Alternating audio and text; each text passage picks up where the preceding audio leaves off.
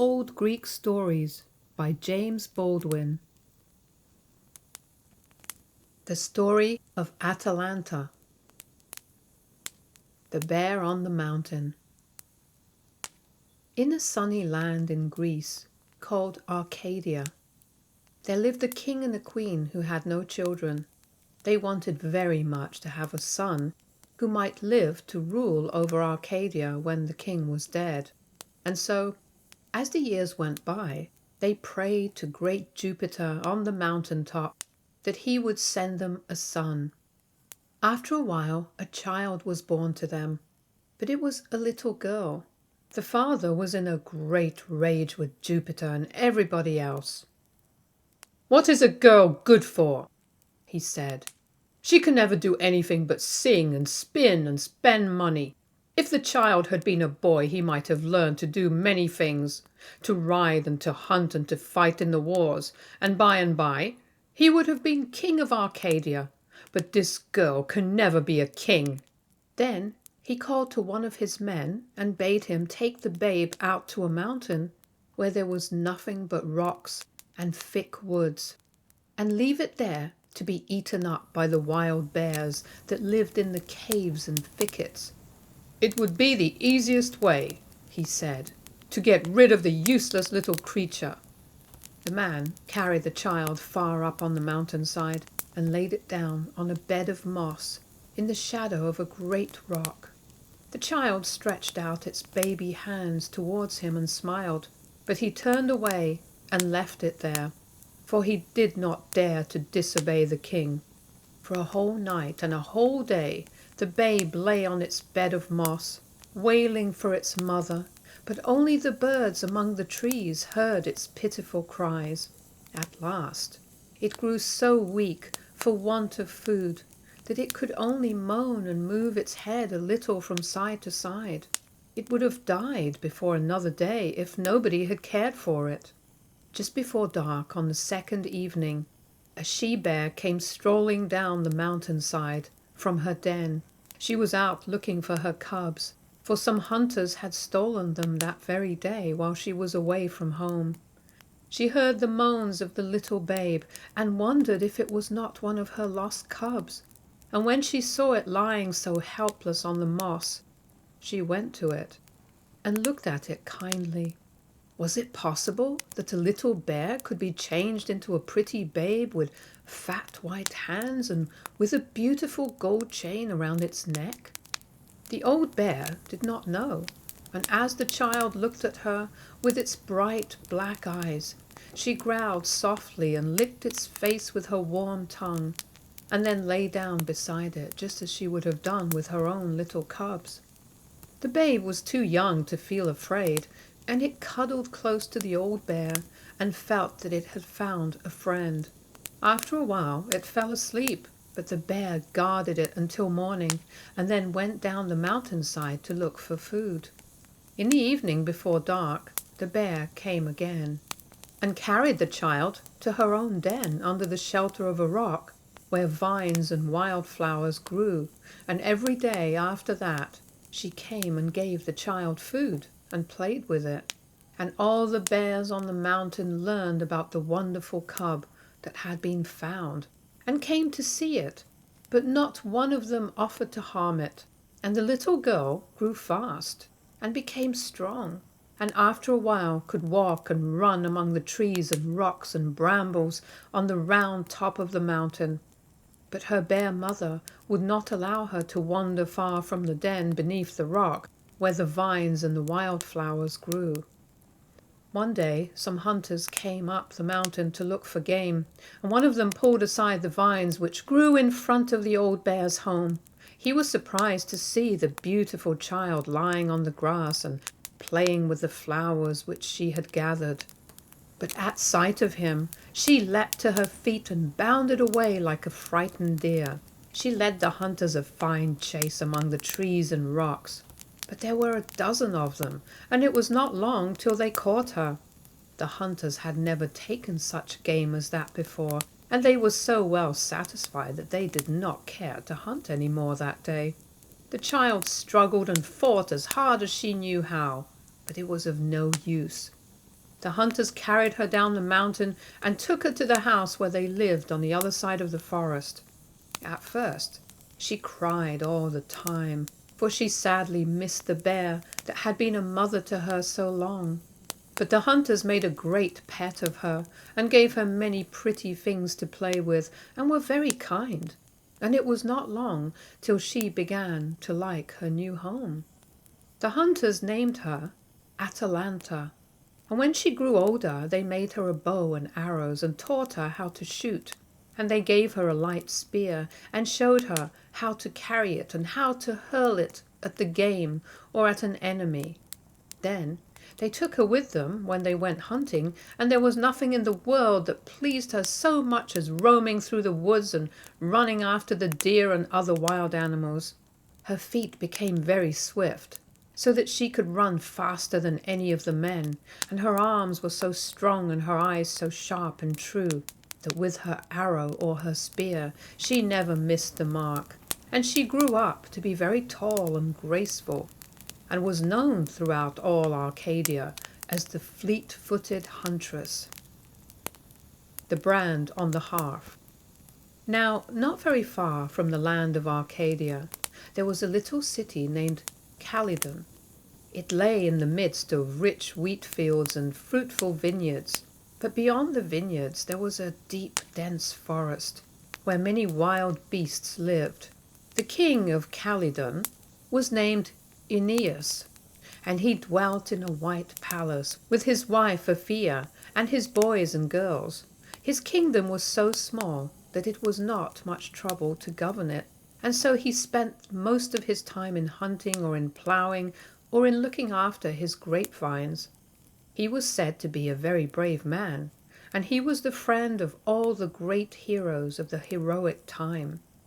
The two daughters of Aeneas and Aphia were famed all over the world for their beauty, and one of them was the wife of the hero Hercules, who had freed Prometheus from his chains and done many other mighty deeds.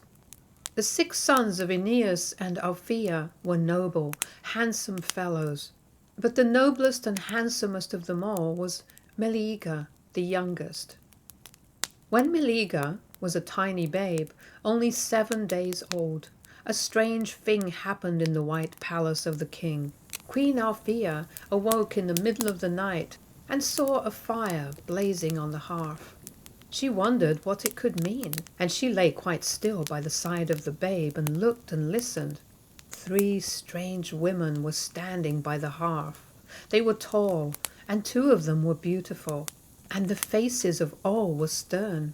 Althea knew at once that they were the Fates, who give gifts of some kind to every child that is born, and who say whether his life shall be a happy one, or full of sadness and sorrow. "What shall we give to this child?" said the eldest and sternest of the 3 strangers.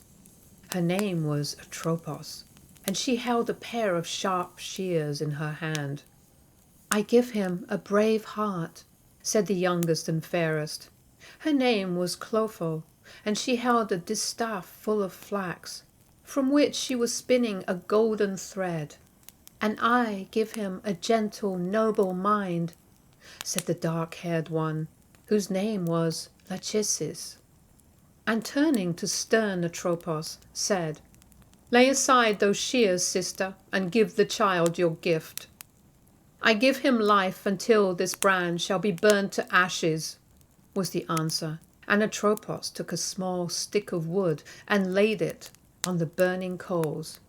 The 3 sisters waited till the stick was ablaze, and then they were gone. Althea sprang up quickly. She saw nothing but the fire on the hearth and the stick burning slowly away. She made haste to pour water upon the blaze, and when every spark was put out, she took the charred stick and put it into a strong chest, where she kept her treasures, and locked it up. "I know that the child's life is safe," she said, "so long as that stick is kept unburned." And so, as the years went by, Meleager grew up to be a brave young man, so gentle and noble that his name became known in every land of Greece. He He did many daring deeds, and with other heroes went on a famous voyage across the seas in search of a marvelous fleece of gold. And when he returned to Calydon, the people declared that he was the worthiest of the sons of Aeneas to become their king. The gifts on the altars. Now it happened one summer that the vineyards of Calydon were fuller of grapes than they had ever been before, and there was so much wheat in the fields that the people did not know what to do with it. "I will tell you what to do," said King Aeneas. "We will have a Thanksgiving Day, and we will give some of the grain and some of the fruit to the mighty beings who sit among the clouds on the mountain top.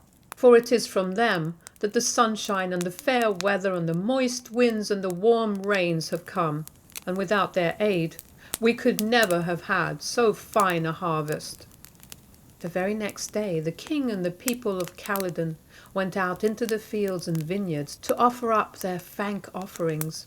Here and there they built little altars of turf and stones and laid dry grass and twigs upon them, and then on top of the twigs they put some of the largest bunches of grapes and some of the finest heads of wheat, which they thought would please the mighty beings who had sent them so great plenty. There was one altar for Ceres, who had shown men how to sow grain, and one for Bacchus, who had told them about the grape, and one for wing-footed Mercury, who comes in the clouds, and one for Athena, the queen of the air, and one for the keeper of the winds, and one for the giver of light, and one for the driver of the golden sun car, and one for the king of the sea, and one, which was the largest of all, for Jupiter, the mighty thunderer who sits upon the mountain top and rules the world. And when everything was ready, King Aeneas gave the word, and fire was touched to the grass and the twigs upon the altars, and the grapes and the wheat that had been laid there were burned up. Then the people shouted and danced, for they fancied that in that way the thank offerings were sent right up to Ceres and Bacchus and Mercury and Athena and all the rest. And in the evening they went home with glad hearts, feeling that they had done right. But they had forgotten one of the mighty beings. They had not raised any altar to Diana, the fair huntress and queen of the woods, and they had not offered her a single grape or a single grain of wheat. They had not intended to slight her, but, to tell the truth, there were so many others that they had never once thought about her. I do not suppose that Diana cared anything at all for the fruit or the grain, but it made her very angry to think that she should be forgotten. "I'll show them that I am not to be slighted in this way," she said. All went well, however, until the next summer, and the people of Calydon were very happy, for it looked as though there would be a bigger harvest than ever. "I tell you," said old King Aeneas, looking over his fields and his vineyards, "it pays to give thanks. We'll have another Thanksgiving as soon as the grapes begin to ripen." But even then he did not think of Diana. The very next day the largest and fiercest wild boar that anybody had ever seen came rushing out of the forest. He had 2 long tusks which stuck far out of his mouth on either side and were as sharp as knives, and the stiff bristles on his back were as large and as long as knitting needles. As he went tearing along towards Calydon, champing his teeth and foaming at the mouth, he was a frightful thing to look at, I tell you. Everybody fled before him. He rushed into the wheat fields and tore up all the grain. He went into the vineyards and broke down all the vines. He rooted up all the trees in the orchards, and when there was nothing else to do, he went into the pasture lands among the hills and killed the sheep that were feeding there. He was so fierce and so fleet of foot that the bravest warrior hardly dared to attack him.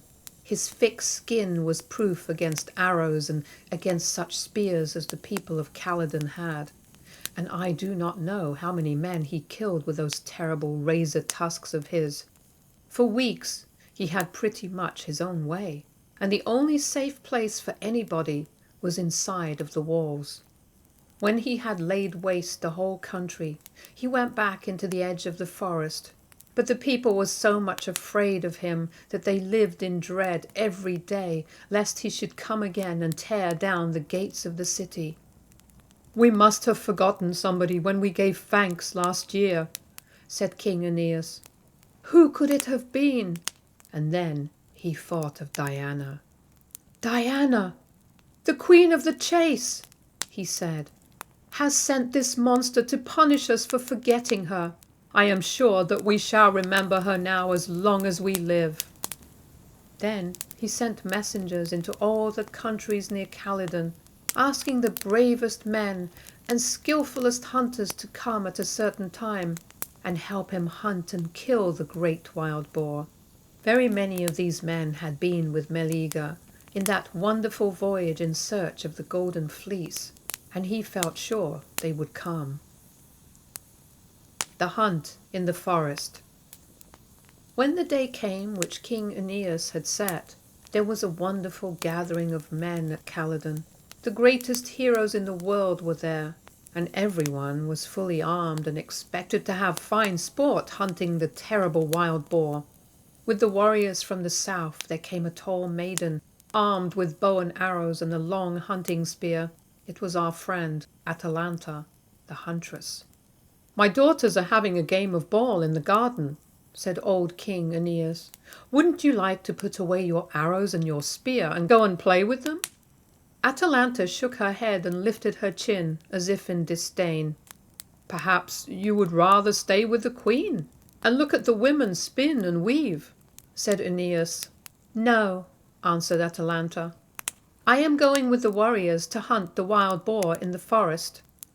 How all the men opened their eyes. They had never heard of such a thing as a girl going out with heroes to hunt wild boars. "If she goes, then I will not," said one.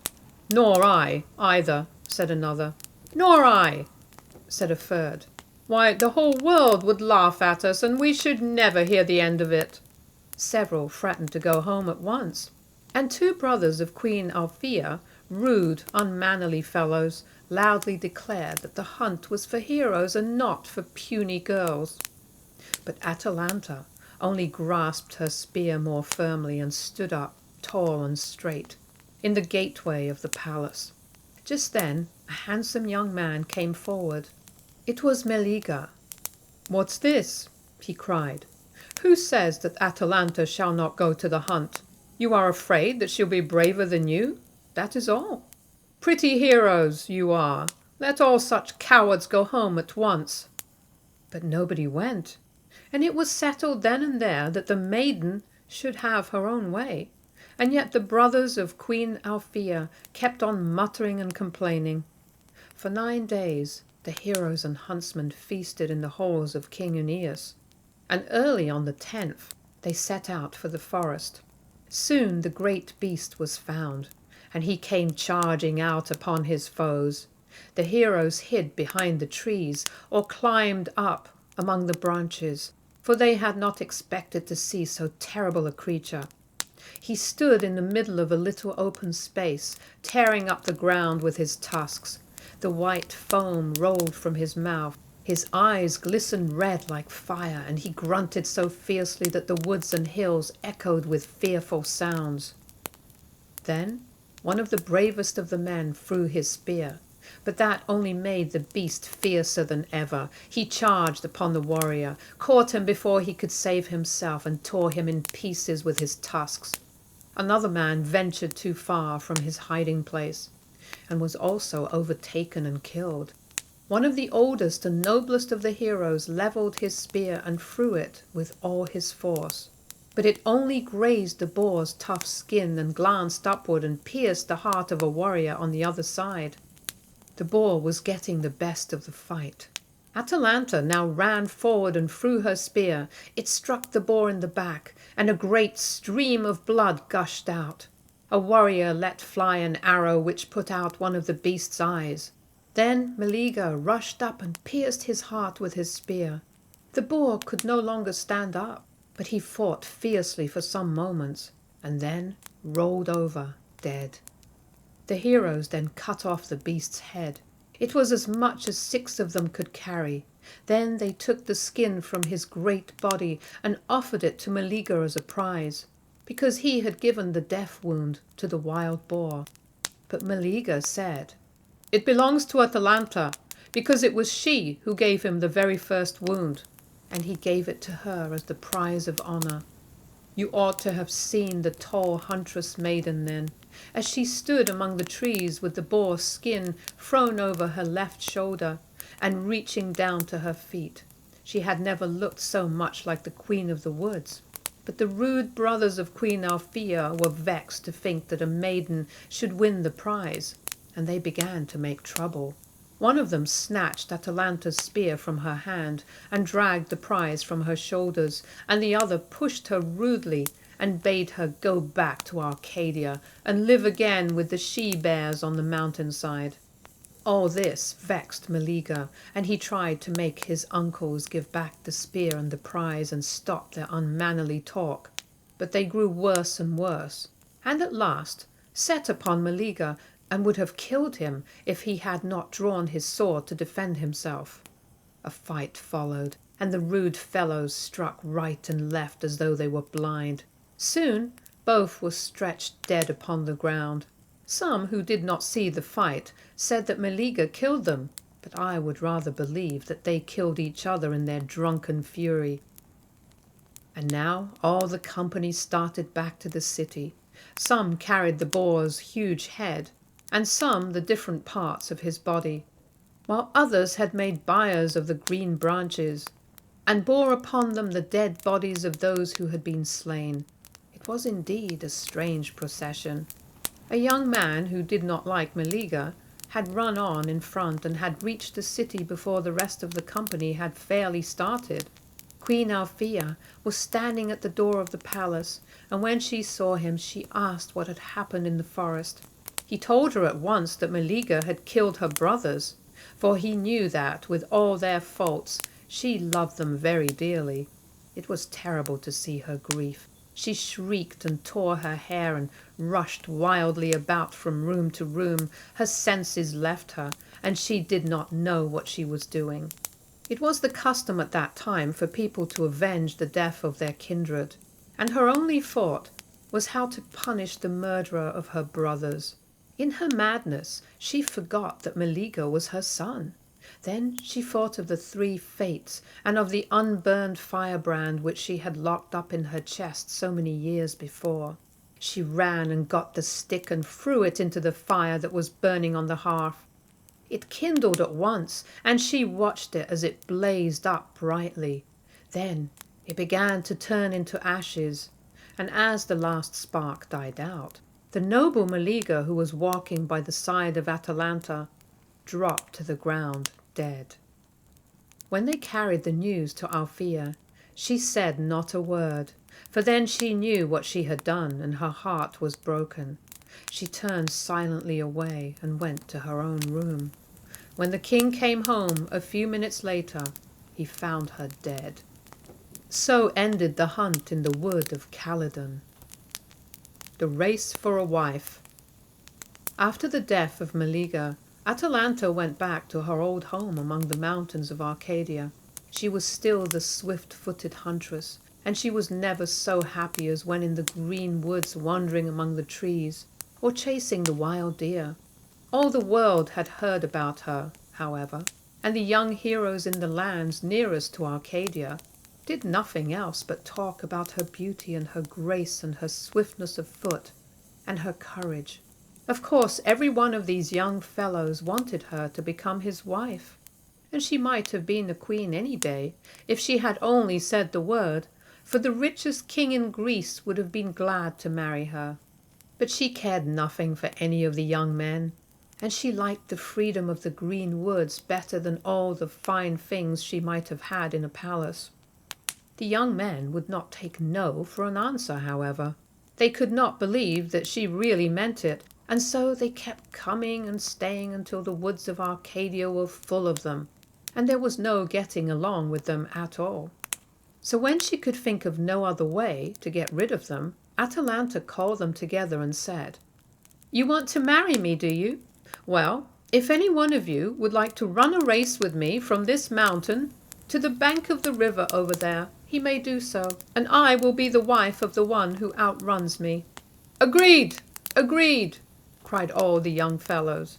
"But listen," she said, "whoever tries this race must also agree that if I outrun him, he must lose his life." Ah, what long faces they all had then! About half of them drew away and went home. "But won't you give us the start of you a little?" asked the others. "Oh, yes," she answered.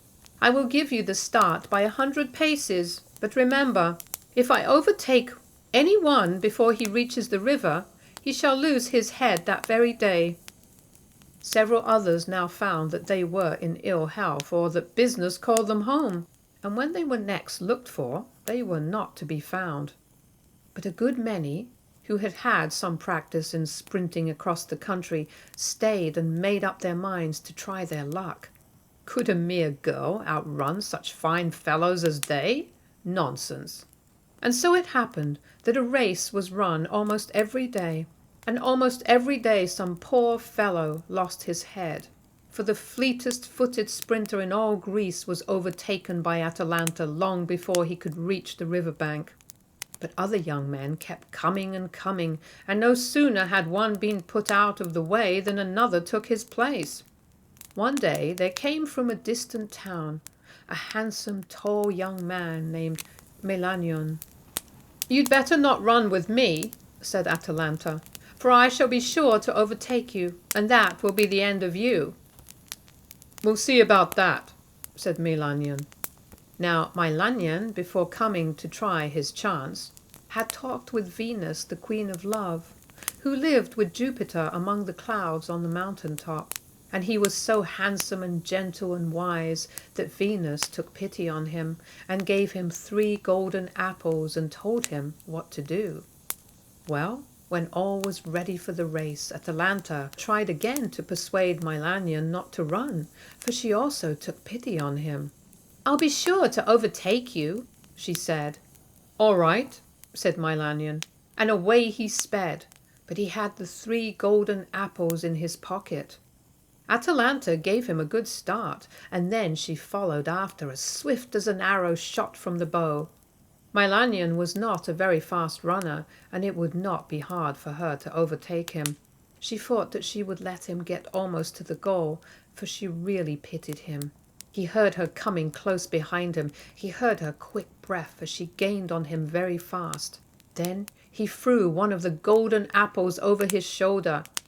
Now, if there was anything in the world that Atalanta admired, it was a bright stone or a pretty piece of yellow gold. As the apple fell to the ground, she saw how beautiful it was, and she stopped to pick it up. And while she was doing this, Melanion gained a good many paces. But what of that? In a minute she was as close behind him as ever, and yet she really did pity him. Just then Melanion threw the second apple over his shoulder.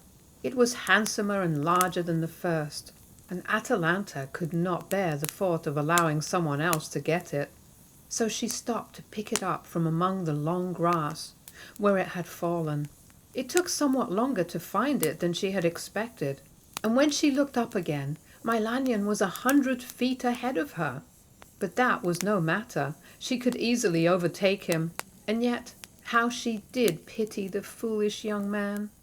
Melanion heard her speeding like the wind behind him. He took the 3rd apple and threw it over to one side of the path, where the ground sloped towards the river. Atalanta's quick eyes saw that it was far more beautiful than either of the others. If it were not picked up at once, it would roll down into the deep water and be lost, and that would never do. She turned aside from her course and ran after it. It was easy enough to overtake the apple, but while she was doing so, Melanion gained upon her again. He was almost to the goal. How she strained every muscle now to overtake him! But, after all, she felt that she did not care very much. He was the handsomest young man that she had ever seen, and he had given her 3 golden apples. It would be a great pity if he should have to die, and so she let him reach the goal first. After that, of course, Atalanta became Melanion's wife, and he took her with him to his distant home, and there they lived happily together for many, many years. The Horse and the Olive. Finding a King. On a steep stony hill in Greece, there lived in early times a few very poor people who had not yet learned to build houses. They made their homes in little caves, which they dug in the earth or hollowed out among the rocks. And their food was the flesh of wild animals which they hunted in the woods, with now and then a few berries or nuts. They did not even know how to make bows and arrows, but used slings and clubs and sharp sticks for weapons, and the little clothing which they had was made of skins. They lived on the top of the hill because they were safe there from the savage beasts of the great forest around them, and safe also from the wild men who sometimes roamed through the land.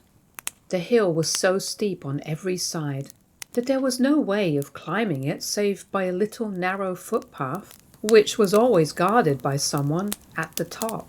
One day, when the men were hunting in the woods, they found a strange youth whose face was so fair, and who was dressed so beautifully, that they could hardly believe him to be a man like themselves. His body was so slender and lithe, and he moved so nimbly among the trees, that they fancied him to be a serpent in the guise of a human being. Delphi, and they stood still in wonder and alarm. The young man spoke to them, but they could not understand a word that he said. Then he made signs to them that he was hungry, and they gave him something to eat, and were no longer afraid. Had they been like the wild men of the woods, they might have killed him at once. But they wanted their women and children to see the serpent man, as they called him, and hear him talk, and so they took him home with them to the top of the hill. They thought that after they had made a show of him for a few days, they would kill him and offer his body as a sacrifice to the unknown being whom they dimly fancied to have some sort of control over their lives. But the young man was so fair and gentle that after they had all taken a look at him, they began to think it would be a great pity to harm him. So they gave him food and treated him kindly, and he sang songs to them and played with their children and made them happier than they had been for many a day. In a short time he learned to talk in their language, and he told them that his name was Cecrops, and that he had been shipwrecked on the sea coast not far away. And then he told them many strange things about the land from which he had come, and to which he would never be able to return. The poor people listened and wondered, and it was not long until they began to love him and to look up to him as one wiser than themselves. Then they came to ask him about everything that was to be done, and there was not one of them who refused to do his bidding.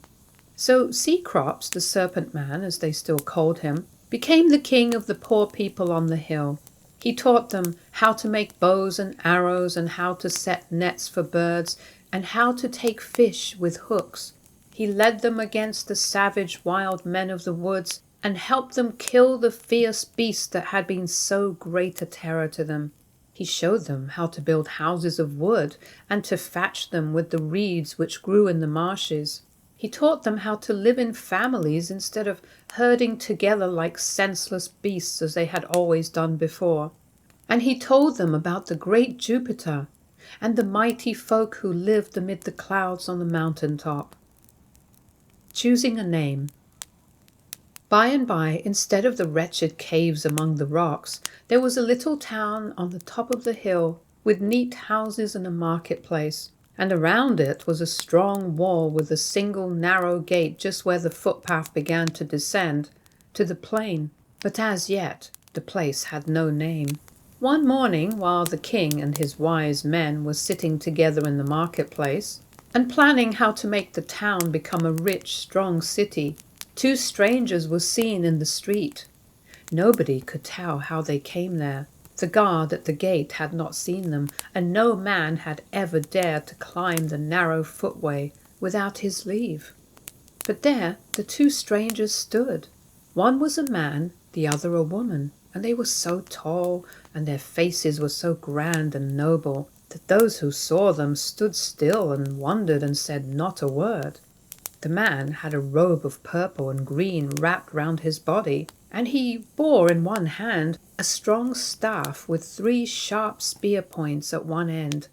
The woman was not beautiful, but she had wonderful grey eyes, and in one hand she carried a spear, and in the other a shield of curious workmanship. "What is the name of this town?" asked the man. The people stared at him in wonder and hardly understood his meaning. Then an old man answered and said, "It has no name. We who live on this hill used to be called Crene, but since King Cecrops came, we have been so busy that we have had no time to think of names." "Where is this King Cecrops?" asked the woman. "He is in the marketplace with the wise men," was the answer. "Lead us to him at once," said the man. When Cecrops saw the two strangers coming into the marketplace, he stood up and waited for them to speak. The man spoke first. "I am Neptune," said he, "and I rule the sea." "And I am Athena," said the woman, "and I give wisdom to men." "I hear that you are planning to make your town become a great city," said Neptune, "and I have come to help you. Give my name to the place, and let me be your protector and patron, and the wealth of the whole world shall be yours. Ships from every land shall bring you merchandise and gold and silver, and you shall be the masters of the sea." "My uncle makes you fair promises," said Athena, "but listen to me. Give my name to your city, and let me be your patron, and I will give you that which gold cannot buy. I will teach you how to do 1,000 things of which you now know nothing. I will make your city my favorite home, and I will give you wisdom that shall sway the minds and hearts of all men until the end of time." The king bowed and turned to the people, who had all crowded into the marketplace. "Which of these mighty ones shall we elect to be the protector and patron of our city?" he asked. "Neptune offers us wealth. Athena promises us wisdom. Which shall we choose?" "Neptune and wealth," cried many. "Athena and wisdom," cried as many others. At last, when it was plain that the people could not agree, an old man, whose advice was always heeded, stood up and said, "These mighty ones have only given us promises, and they have promised things of which we are ignorant. For who among us knows what wealth is, or what wisdom is? Now, if they would only give us some real gift right now and right here, which we can see and handle, we should know better how to choose." "That is true, that is true," cried the people. "Very well then," said the strangers, "we will each give you a gift, right now and right here, and then you may choose between us." Neptune gave the first gift. He stood on the highest point of the hill, where the rock was bare, and bade the people see his power. He raised his 3-pointed spear high in the air, and then brought it down with great force. Lightning flashed, the earth shook, and the rock was split halfway down to the bottom of the hill. Then out of the yawning crevice there sprang a wonderful creature, white as milk, with long slender legs, an arching neck, and a mane and tail of silk. The people had never seen anything like it before, and they thought it a new kind of bear or wolf or wild boar that had come out of the rock to devour them. Some of them ran and hid in their houses, while others climbed upon the wall, and still others grasped their weapons in alarm. But when they saw the creature stand quietly by the side of Neptune, they lost their fear and came closer to see and admire its beauty. "This is my gift," said Neptune. "This animal will carry your burdens for you. He will draw your chariots. He will pull your wagons and your plows. He will let you sit on his back and will run with you faster than the wind." "What is his name?" asked the king. "His name is Horse," answered Neptune. Then Athena came forward. She stood a moment on a green grassy plot where the children of the town liked to play in the evening. Then she drove the point of her spear down in the soil. At once the air was filled with music, and out of the earth there sprang a tree with slender branches and dark green leaves and white flowers and violet green fruit. "This is my gift," said Athena. "This tree will give you food when you are hungry. It will shelter you from the sun when you are faint. It will beautify your city, and the oil from its fruit will be sought by all the world." "What is it called?" asked the king. "It is called olive," answered Athena. Then the king and his wise men began to talk about the two gifts. "I do not see that horse will be of much use to us," said the old man who had spoken before. "For as to the chariots and wagons and ploughs, we have none of them, and indeed do not know what they are. And who among us will ever want to sit on this creature's back and be borne faster than the wind? But olive will be a thing of beauty and a joy for us and our children forever." "Which shall we choose?" asked the king, turning to the people. "Athena has given us the best gift," they all cried, "and we choose Athena and wisdom." "Be it so," said the king, "and the name of our city shall be Athens." From that day the town grew and spread, and soon there was not room on the hilltop for all the people. Then houses were built in the plain around the foot of the hill, and a great road was built to the sea, 3 miles away, and in all the world there was no city more fair than Athens. In the old marketplace, on the top of the hill, the people built a temple to Athena, the ruins of which may still be seen. The olive tree grew and nourished, and when you visit Athens, people will show you the very spot where it stood. Many other trees sprang from it, and in time became a blessing both to Greece and to all the other countries round the great sea. As for the horse, he wandered away across the plains towards the north, and found a home at last in distant Thessaly, beyond the river Peneus. And I have heard it said that all the horses in the world have descended from that one which Neptune brought out of the rock. But of the truth of this story there may be some doubts. The Adventures of Theseus. Aegeus and Aphra. There was once a king of Athens, whose name was Aegeus. He had no son, but he had 50 nephews, and they were waiting for him to die, so that one of them might be king in his stead. They were wild, worthless fellows, and the people of Athens looked forward with dread to the day when the city should be in their power.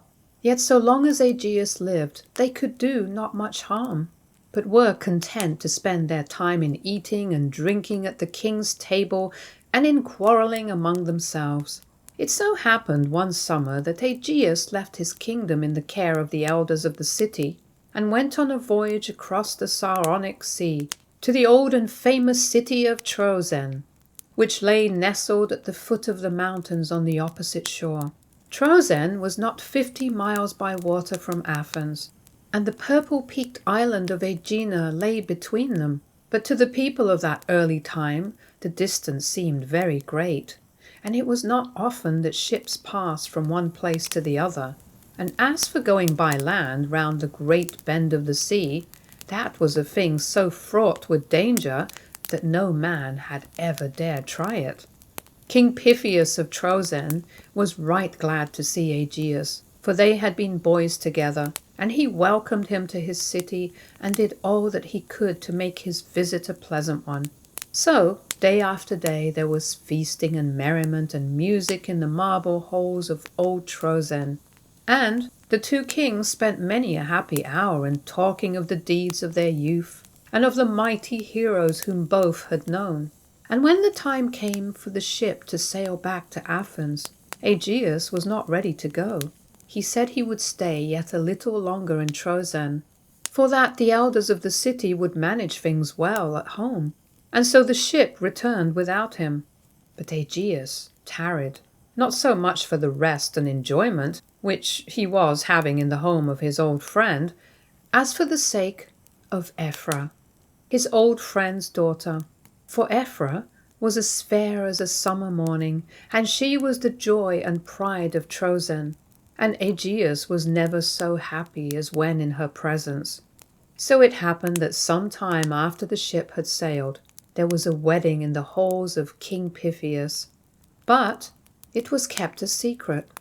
But Aegeus tarried, not so much for the rest and enjoyment, which he was having in the home of his old friend, as for the sake of Ephra, his old friend's daughter. For Ephra was as fair as a summer morning, and she was the joy and pride of Troezen, and Aegeus was never so happy as when in her presence. So it happened that some time after the ship had sailed, there was a wedding in the halls of King Pythias, but it was kept a secret, for Aegeus feared that his nephews, if they heard of it, would be very angry and would send men to Troezen to do him harm. Month after month passed, and still Aegeus lingered with his bride, and trusted his elders to see to the affairs of Athens. Then one morning, when the gardens of Troezen were full of roses and the heather was green on the hills, a babe was born to Ephra, a boy with a fair face and strong arms, and eyes as sharp and as bright as the mountain eagles. And now Aegeus was more loath to return home than he had been before. And he went up on the mountain which overlooks Troezen, and prayed to Athena, the queen of the air, to give him wisdom and show him what to do. Even while he prayed, there came a ship into the harbour, bringing a letter to Aegeus and alarming news from Athens. "Come home without delay." These were words of the letter which the elders had sent. "Come home quickly, or Athens will be lost.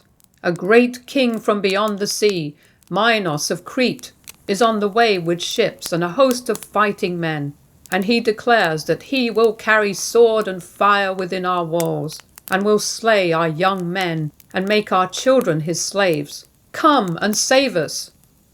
"It is the call of duty," said Aegeus, and with a heavy heart he made ready to go at once across the sea to the help of his people. But he could not take Ephra and her babe, for fear of his lawless nephews who would have slain them both. "Best of wives," he said, when the hour for parting had come, "listen to me, for I shall never see your father's halls, nor dear old Troezen, nor perhaps your own fair face again. Do you remember the old plane tree which stands on the mountainside, and the great flat stone which lies a little way beyond it, and which no man but myself has ever been able to lift? Under that stone I have hidden my sword and the sandals which I brought from Athens. There they shall lie until our child is strong enough to lift the stone and take them for his own. Care for him, Ephra, until that time, and then, and not till then, you may tell him of his father, and bid him seek me in Athens." Then Aegeus kissed his wife and the babe, and went on board the ship. The sailors shouted, the oars were dipped into the waves, the white sail was spread to the breeze, and Ephra from her palace window saw the vessel speed away over the blue waters towards Aegina and the distant Attic shore. Sword and sandals. Year after year went by, and yet no word reached Ephra from her husband on the other side of the sea.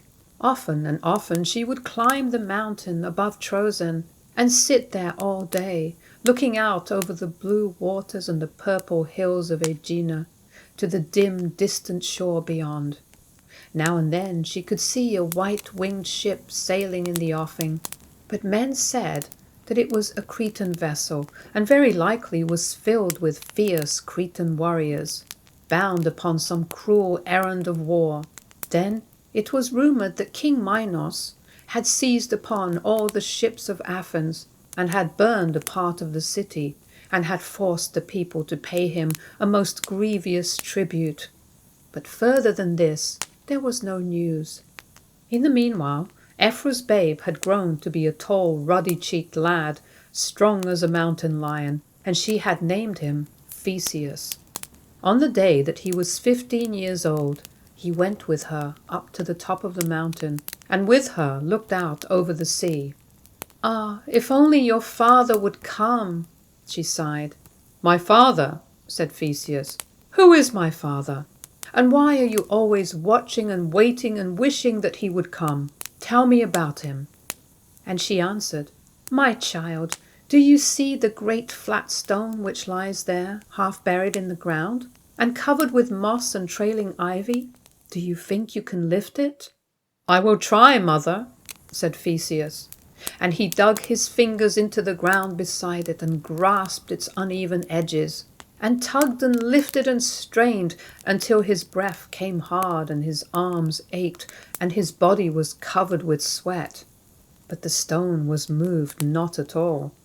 At last he said, "The task is too hard for me until I have grown stronger. But why do you wish me to lift it?" "When you are strong enough to lift it," answered Ephra, "I will tell you about your father." After that, the boy went out every day and practiced at running and leaping and throwing and lifting, and every day he rolled some stone out of its place. At first, he could move only a little weight, and those who saw him laughed as he pulled and puffed and grew red in the face, but never gave up until he had lifted it, and little by little he grew stronger, and his muscles became like iron bands, and his limbs were like mighty levers for strength. Then, on his next birthday, he went up on the mountain with his mother, and again tried to lift the great stone, but it remained fast in its place, and was not moved. "I am not yet strong enough, mother," he said. "Have patience, my son," said Ephra. So he went on again with his running and leaping and throwing and lifting, and he practiced wrestling also, and tamed the wild horses of the plain, and hunted the lions among the mountains, and his strength and swiftness and skill were the wonder of all men. And all Trozen was filled with tales of the deeds of the boy Theseus. Yet when he tried again on his 17th birthday, he could not move the great flat stone that lay near the plane tree on the mountainside. "Have patience, my son," again said Ephra, but this time the tears were standing in her eyes. So he went back again to his exercising, and he learned to wield the sword and the battle axe, and to throw tremendous weights and to carry tremendous burdens. And men said that since the days of Hercules, there was never so great strength in one body. Then, when he was a year older, he climbed the mountain yet another time with his mother, and he stooped and took hold of the stone, and it yielded to his touch. And lo, when he had lifted it quite out of the ground, he found underneath it a sword of bronze and sandals of gold, and these he gave to his mother. "Tell me now about my father," he said. Ephra knew that the time had come for which she had waited so long, and she buckled the sword to his belt, and fastened the sandals upon his feet. Then she told him who his father was, and why he had left them in Trozen, and how he had said that when the lad was strong enough to lift the great stone, he must take the sword and sandals and go and seek him in Athens.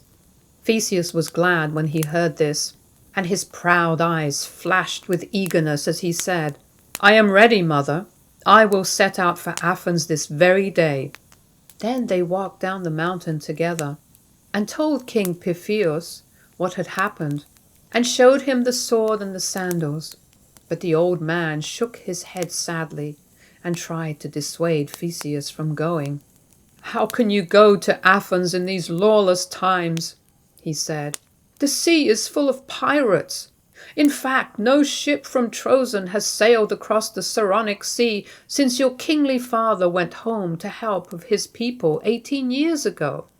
Then finding that this only made Theseus the more determined, he said, "But if you must go, I will have a new ship built for you, staunch and stout and fast sailing, and 50 of the bravest young men in Trozen shall go with you. And mayhap, with fair winds and fearless hearts, you shall escape the pirates and reach Athens in safety." "Which is the most perilous way?" asked Theseus. "To go by ship or to make the journey on foot round the great bend of land?" "The seaway is full enough of perils," said his grandfather, "but the land way is beset with dangers tenfold greater. Even if there were good roads and no hindrances, the journey round the shore is a long one and would require many days. But there are rugged mountains to climb and wide marshes to cross and dark forests to go through. There is hardly a footpath in all that wild region, nor any place to find rest or shelter. And the woods are full of wild beasts, and dreadful dragons lurk in the marshes, and many cruel robber giants dwell in the mountains." "Well," said Theseus, "if there are more perils by land than by sea, then I shall go by land, and I go at once." "But you will at least take 50 young men, your companions, with you," said King Pythius. "Not one shall go with me," said Theseus, and he stood up and played with his sword hilt and laughed at the thought of fear. Then there was nothing more to say. He kissed his mother and bade his grandfather goodbye, and went out of Trozen towards the trackless coastland, which lay to the west and north.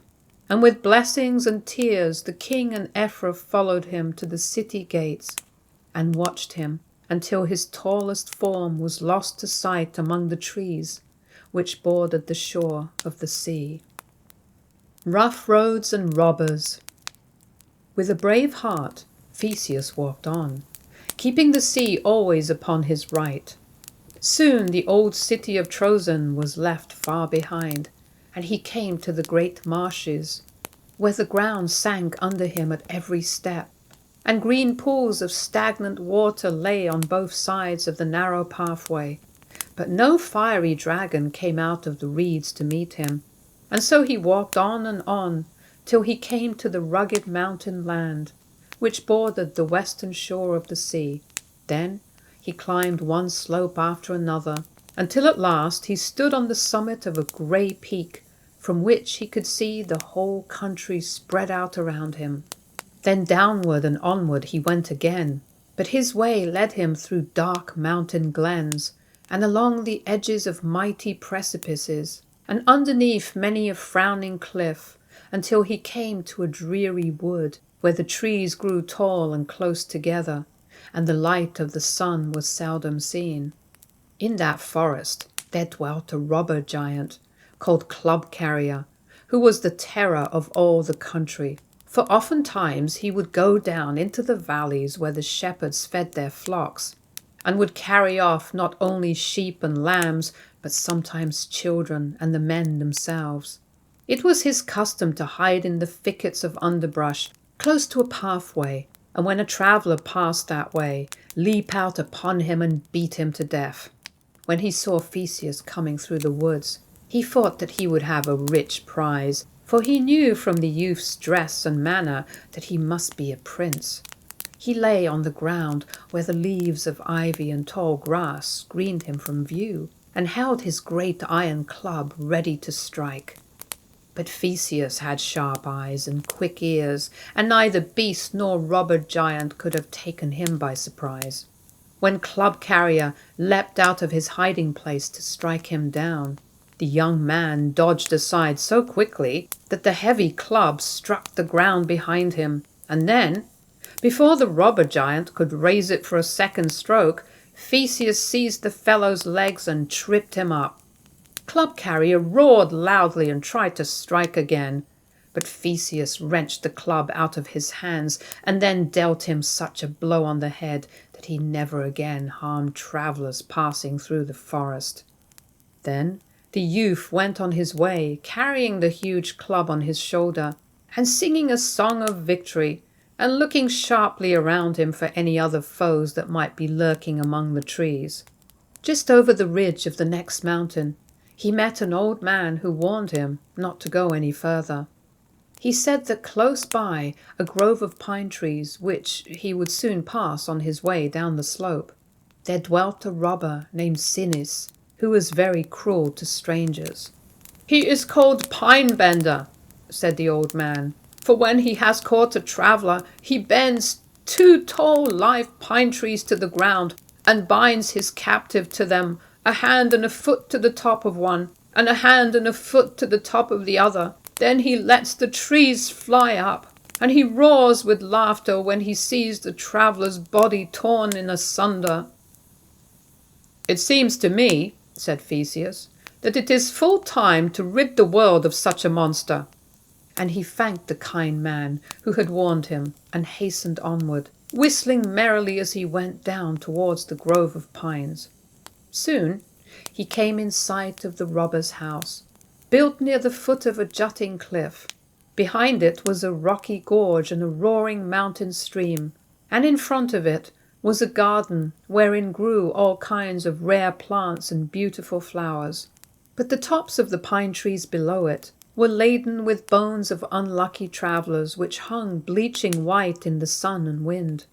On a stone by the roadside sat Sinis himself, and when he saw Theseus coming, he ran to meet him, twirling a long rope in his hands and crying out, "Welcome, welcome, dear prince! Welcome to our inn, the True Traveller's Rest." "What kind of entertainment have you?" asked Theseus. "Have you a pine tree bent down to the ground and ready for me?" "Aye, 2 of them," said the robber. "I knew that you were coming, and I bent 2 of them for you." As he spoke, he threw his rope towards Theseus and tried to entangle him in its coils. But the young man leapt aside, and when the robber rushed upon him, he dodged beneath his hands and seized his legs as he had seized club carriers, and threw him heavily to the ground. Then the 2 wrestled together among the trees, but not long, for Sinis was no match for his live young foe, and Theseus knelt upon the robber's back as he lay prone among the leaves, and tied him with his own cord to the 2 pine trees, which were already bent down. "As you would have done unto me, so will I do unto you," he said. Then Pine-bender wept and prayed and made many a fair promise, but Theseus would not hear him. He turned away, the trees sprang up, and the robber's body was left dangling from their branches. Now this old Pine-bender had a daughter named Peregrine, who was no more like him than a fair and tender violet is like the gnarled old oak, at whose feet it nestles, and it was she who cared for the flowers and the rare plants which grew in the garden by the robber's house. When she saw how Theseus had dealt with her father, she was afraid and ran to hide herself from him. "Oh, save me, dear plants!" she cried, for she often talked to the flowers as though they could understand her. "Dear plants, save me, and I will never pluck your leaves nor harm you in any way so long as I live." There was one of the plants which up to that time had no leaves, but came up out of the ground looking like a mere club or stick. This plant took pity on the maiden. It began at once to send out long feathery branches with delicate green leaves, which grew so fast that Peregrine was soon hidden from sight beneath them. Theseus knew that she must be somewhere in the garden, but he could not find her. So well did the feathery branches conceal her. So he called to her. "Peregrine," he said, "you need not fear me, for I know that you are gentle and good, and it is only against things dark and cruel that I lift up my hand." The maiden peeped from her hiding place, and when she saw the fair face of the youth and heard his kind voice, she came out trembling and talked with him. And Theseus rested that evening in her house, and she picked some of her choicest flowers for him and gave him food. But when in the morning the dawn began to appear in the east, and the stars grew dim above the mountain peaks, he bade her farewell and journeyed onward over the hills. And Peregrine tended her plants and watched her flowers in the lone garden in the midst of the piney grove. But she never plucked the stalks of asparagus, nor used them for food, and when she afterwards became the wife of a hero, and had children and grandchildren and great-grandchildren, she taught them all to spare the plant, which had taken pity upon her in her need. The road which Theseus followed now led him closer to the shore, and by he came to a place where the mountains seemed to rise sheer out of the sea, and there was only a narrow path high up along the side of the cliff.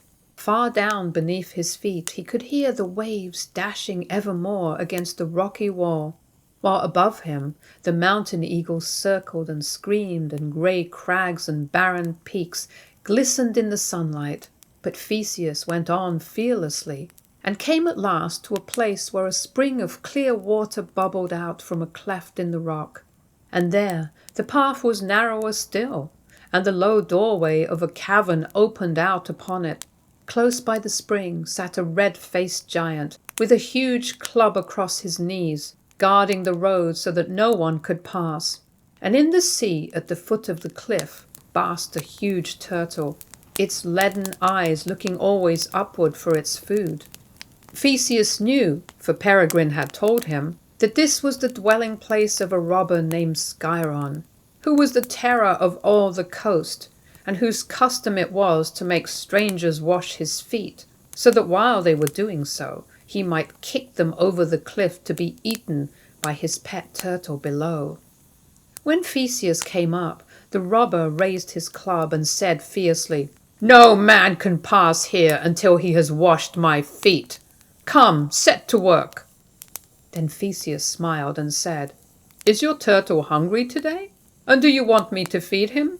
The robber's eyes flashed fire, and he said, "You shall feed him, but you shall wash my feet first."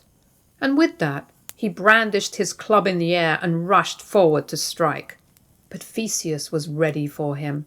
With the iron club which he had taken from Club Carrier in the forest, he met the blow midway, and the robber's weapon was knocked out of his hands and sent spinning away over the edge of the cliff. Then Sciron, black with rage, tried to grapple with him, but Theseus was too quick for that. He dropped his club and seized Sciron by the throat. He pushed him back against the ledge on which he had been sitting, and he threw him sprawling upon the sharp rocks and held him there, hanging halfway over the cliff. "Enough! Enough!" cried the robber. "Let me up, and you may pass on your way." "It is not enough," said Theseus, and he drew his sword and sat down by the side of the spring. "You must wash my feet now. Come, set to work." Then Sciron, white with fear, washed his feet.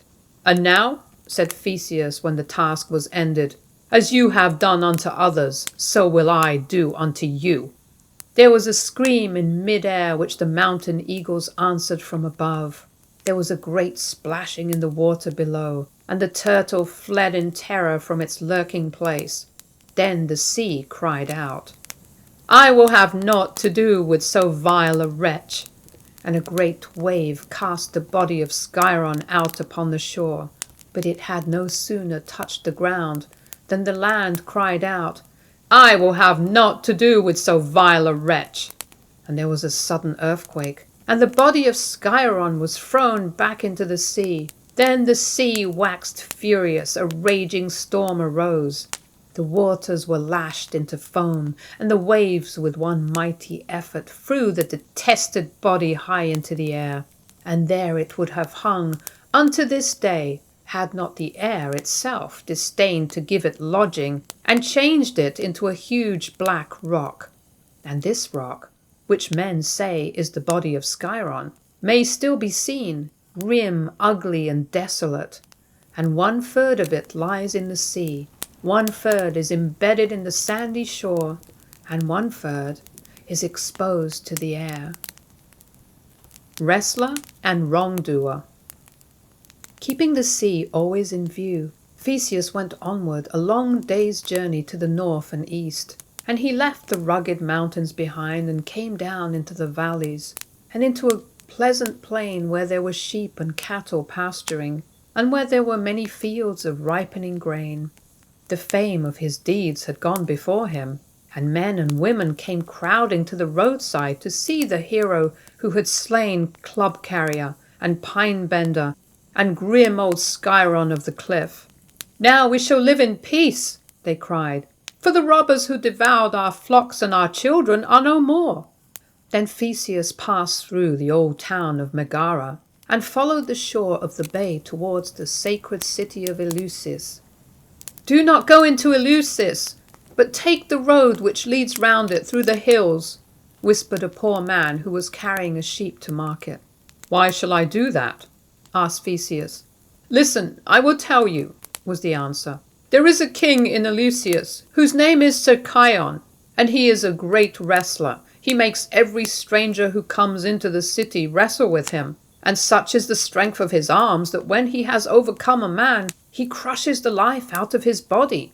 Many travelers come to Eleusis, but no one ever goes away." "But I will both come and go away," said Theseus, and with his club upon his shoulder, he strode onward into the sacred city. "Where is Sir Chion, the wrestler?" he asked of the warden at the gate. "The king is dining in his marble palace," was the answer. "If you wish to save yourself, turn now and flee before he has heard of your coming."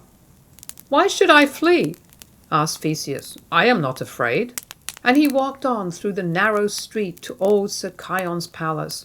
The king was sitting at his table, eating and drinking, and he grinned hideously as he thought of the many noble young men whose lives he had destroyed. Theseus went up boldly to the door and cried out, "Sir Chion, come out and wrestle with me." "Ah," said the king, "here comes another young fool whose days are numbered. Fetch him in, let him dine with me, and after that he shall have his fill of wrestling." So Theseus was given a place at the table of the king, and the two sat there and ate and stared at each other, but spoke not a word. And Sir Chion, as he looked at the young man's sharp eyes and his fair face and silken hair, had half a mind to bid him go in peace and seek not to test his strength and skill. But when they had finished, Theseus arose and laid aside his sword and his sandals and his iron club, and stripped himself of his robes and said, "Come now, Sir Chion, if you are not afraid, come, wrestle with me."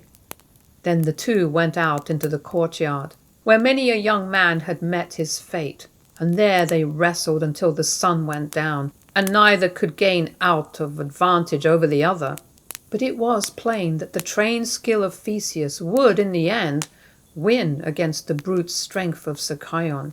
Then the men of Eleusis, who stood watching the contest, saw the youth lift the giant king bodily into the air and hurl him headlong over his shoulder to the hard pavement beyond. "As you have done to others, so will I do unto you," cried Theseus. But grim old Sir Chion neither moved nor spoke, and when the youth turned his body over and looked into his cruel face, he saw that the life had quite gone out of him. Then the people of Eleusis came to Theseus and wanted to make him their king. "You have slain the tyrant who was the bane of Eleusis," they said, "and we have heard how you have also rid the world of the giant robbers who were the terror of the land. Come now, be our king, for we know that you will rule over us wisely and well." "Some day," said Theseus, "I will be your king, but not now, for there are other deeds for me to do." And with that he donned his sword and his sandals and his princely cloak, and threw his great iron club upon his shoulder, and went out of Eleusis, and all the people ran after him for quite a little way, shouting, "May good fortune be with you, O king, and may Athena bless and guide you." Procrustes and Pitilus. Athens was now not more than 20 miles away, but the road thither led through the Parnes mountains, and was only a narrow path winding among the rocks, and up and down many a lonely wooded glen. Theseus had seen worse and far more dangerous roads than this, and so he strode bravely onward, happy in the thought that he was now near the end of his long journey. But it was very slow travelling among the mountains, and he was not always sure that he was following the right path. The sun was almost down when he came to a broad green valley, where the trees had been cleared away. A little river flowed through the middle of this valley, and on either side were grassy meadows where cattle were grazing. And on a hillside close by, half hidden among the trees, there was a great stone house with vines running over its walls and roof. While Theseus was wondering who it could be that lived in this pretty but lonely place, a man came out of the house and hurried down the road to meet him. He was a well-dressed man, and his face was wreathed with smiles, and he bowed low to Theseus and invited him kindly to come up to the house and be his guest that night.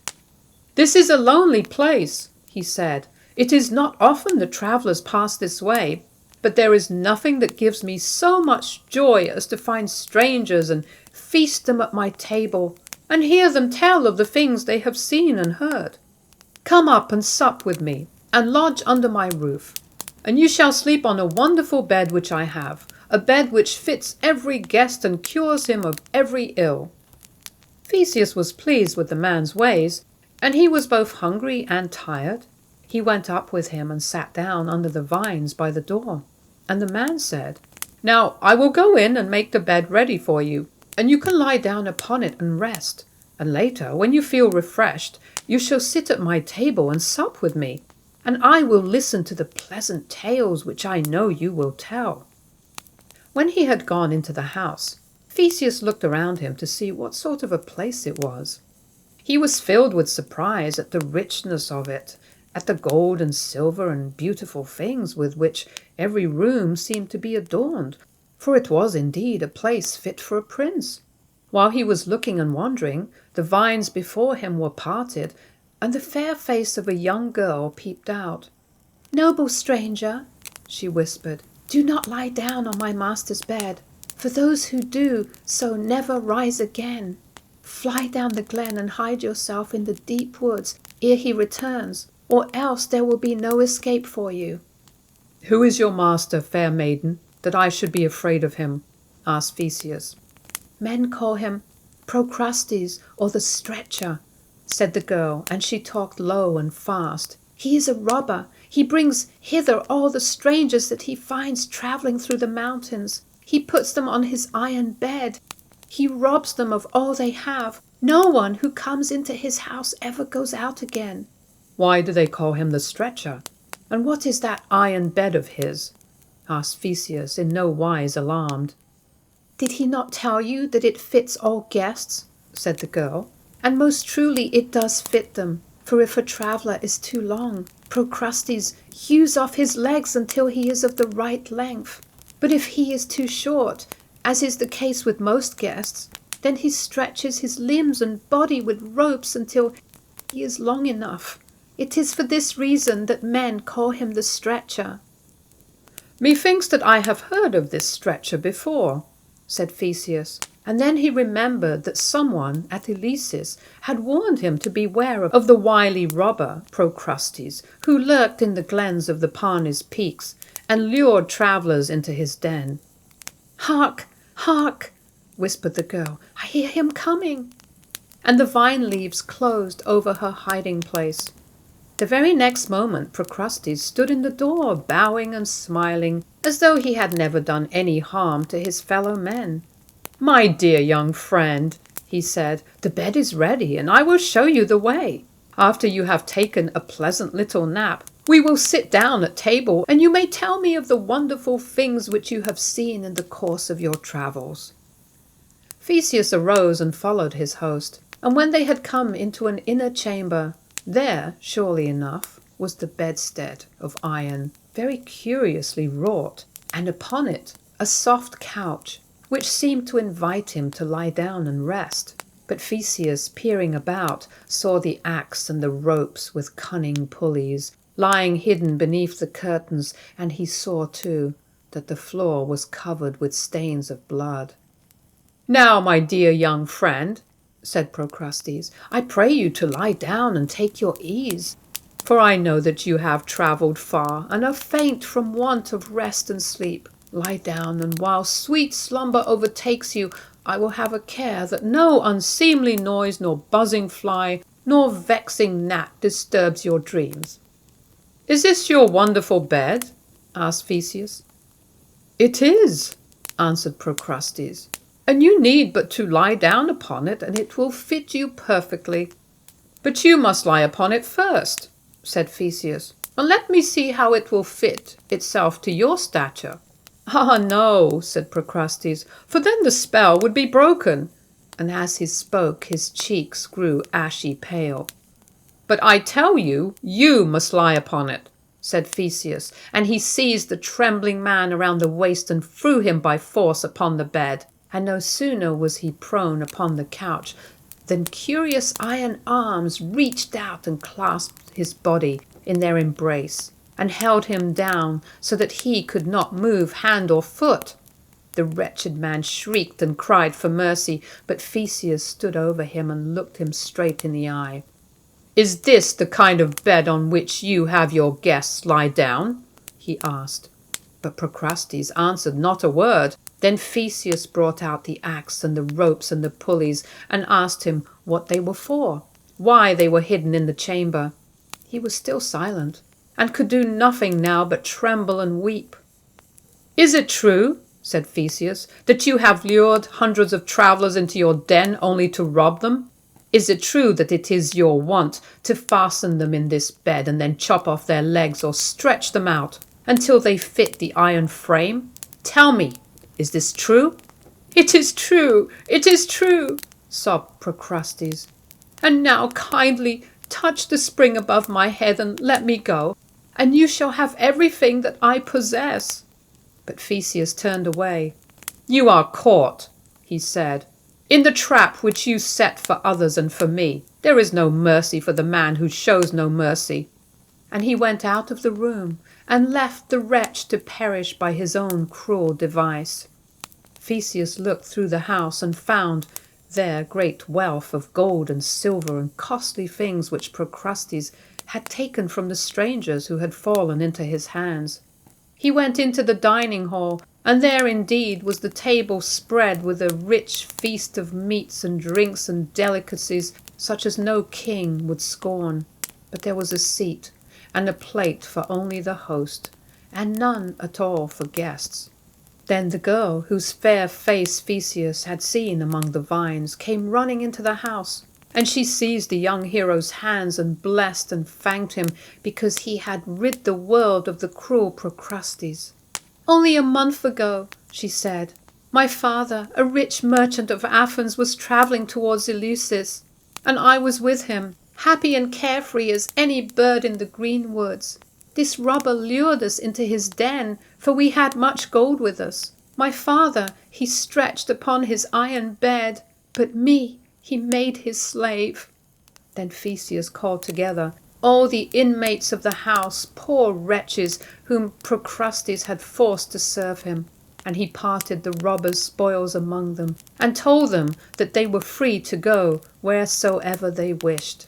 And on the next day he went on, through the narrow crooked ways among the mountains and hills, and came at last to the plain of Athens, and saw the noble city, and in its midst the rocky height where the great temple of Athena stood, and a little way from the temple he saw the white walls of the palace of the king. When Theseus entered the city and went walking up the street, everybody wondered who the tall, fair youth could be. But the fame of his deeds had gone before him, and soon it was whispered that this was the hero who had slain the robbers in the mountains, and had wrestled with Sir Chion at Eleusis, and had caught Procrustes in his own cunning trap. "Tell us no such thing," said some butchers who were driving their loaded carts to market. "The lad is better suited to sing sweet songs to the ladies than to fight robbers and wrestle with giants." "See his silken black hair," said one. "And his girlish face," said another. "And his long coat dangling about his legs," said a third. "And his golden sandals," said a fourth. "Ha ha," laughed the first. "I wager that he never lifted a 10-pound weight in his life. Think of such a fellow as he hurling old Sciron from the cliffs. Nonsense." Theseus heard all this talk as he strode along, and it angered him not a little. But he had not come to Athens to quarrel with butchers. Without speaking a word, he walked straight up to the foremost cart, and before its driver had time to think, took hold of the slaughtered ox that was being hauled to market and hurled it high above the tops of the houses into the garden beyond. Then he did likewise with the oxen in the second, the third and the fourth wagons, and turned about, went on his way, and left the wonder-stricken butcher staring after him, speechless in the street. He climbed the stairway which led to the top of the steep rocky hill, and his heart beat fast in his bosom as he stood on the threshold of his father's palace. "Where is the king?" he asked the guard. "You cannot see the king," was the answer, "but I will take you to his nephews." The man led the way into the feast hall, and there Theseus saw his 50 cousins sitting about the table and eating and drinking and making merry. And there was a great noise of revelry in the hall, the minstrels singing and playing, the slave girls dancing, and the half-drunken princes shouting and cursing. As Theseus stood in the doorway, knitting his eyebrows and clenching his teeth for the anger which he felt, one of the feasters saw him and cried out, "See the tall fellow in the doorway, what does he want here?" "Yes, girl-faced stranger," said another, "what do you want here?" "I am here," said Theseus, "to ask that hospitality which men of our race never refuse to give." "Nor do we refuse," cried they. "Come in, eat and drink and be our guest." "I will come in," said Theseus, "but I will be the guest of the king. Where is he?" "Never mind the king," said one of his cousins. "He's taking his ease and will reign in his stead." But Theseus strode boldly through the feast hall and went about the palace asking for the king. At last he found Aegeus, lonely and sorrowful, sitting in an inner chamber. The heart of Theseus was very sad as he saw the lines of care upon the old man's face, and marked his trembling, halting ways. "Great king," he said, "I am a stranger in Athens, and I have come to you to ask food and shelter and friendship, such as I know you never deny to those of noble rank and your own race." "And who are you, young man?" said the king. "I am Theseus," was the answer. "What? The Theseus who has rid the world of the mountain robbers and the Sir Chion the wrestler, and of Procrustes the pitiless stretcher?" "I am he," said Theseus, "and I come from old Trozen on the other side of the Saronic Sea." The king started and turned very pale. "Trozen! Trozen!" he cried. Then checking himself, he said, "Yes, yes, you are welcome, brave stranger, to such shelter, and food and friendship as the king of Athens can give." Now it so happened that there was with the king a fair but wicked witch named Medea, who had so much power over him that he never dared to do anything without asking her leave. So he turned to her and said, "Am I not right, Medea, in bidding this young hero welcome?" "You are right, King Aegeus," she said, "and let him be shown at once to your guest's chamber, that he may rest himself and afterwards dine with us at your own table." Medea had learned by her magic arts who Theseus was, and she was not at all pleased to have him in Athens, for she feared that when he should make himself known to the king, her own power would be at an end. So, while Theseus was resting himself in the guest chamber, she told Aegeus that the young stranger was no hero at all, but a man whom his nephews had hired to kill him, for they had grown tired of waiting for him to die. The poor old king was filled with fear, for he believed her words, and he asked her what he should do to save his life. "Let me manage it," she said. "The young man will soon come down to dine with us. I will drop poison into a glass of wine, and at the end of the meal I will give it to him. Nothing can be easier." So, when the hour came, Theseus sat down to dine with the king and Medea, and while he ate, he told of his deeds and of how he had overcome the robber giants and Sir Chion the wrestler and Procrustes the pitiless. And as the king listened, His heart yearned strangely towards the young man, and he longed to save him from Medea's poisoned cup. Then Theseus paused in his talk to help himself to a piece of the roasted meat, and as was the custom of the time, drew his sword to carve it, for you must remember that all these things happened long ago, before people had learned to use knives and forks at the table. As the sword flashed from its scabbard, Aegeus saw the letters that were engraved upon it, the initials of his own name.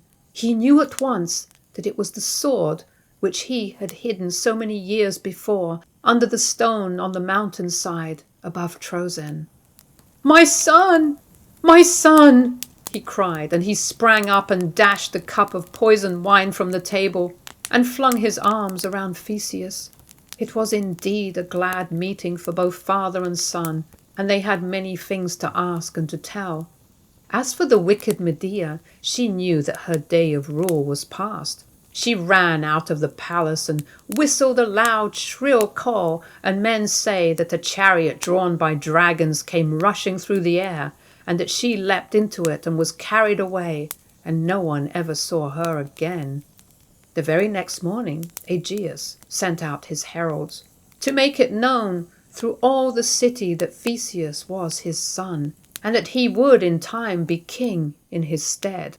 When the 50 nephews heard this, they were angry and alarmed. "Shall this upstart cheat us out of our heritage?"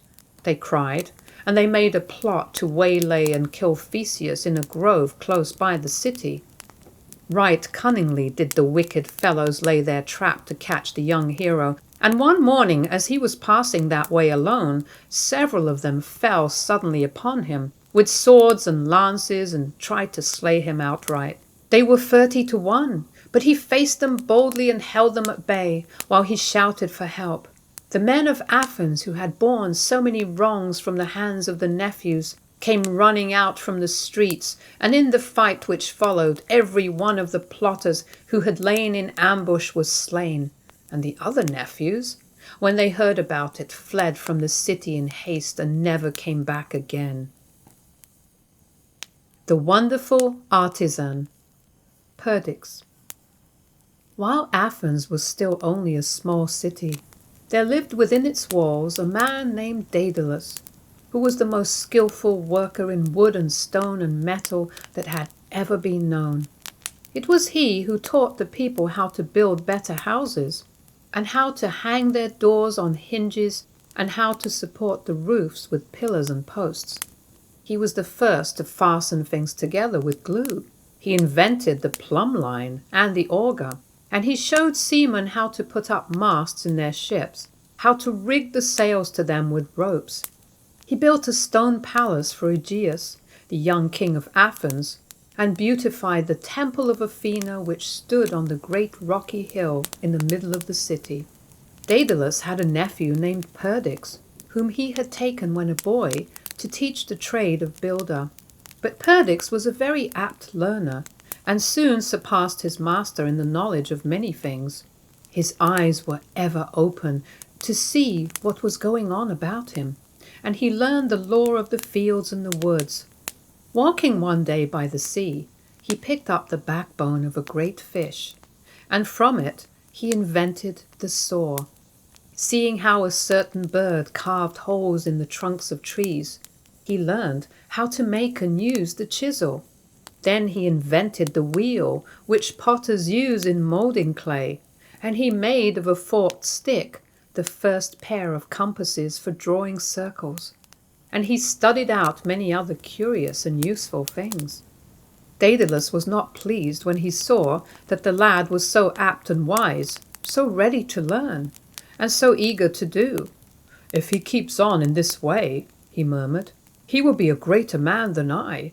His name will be remembered and mine will be forgotten."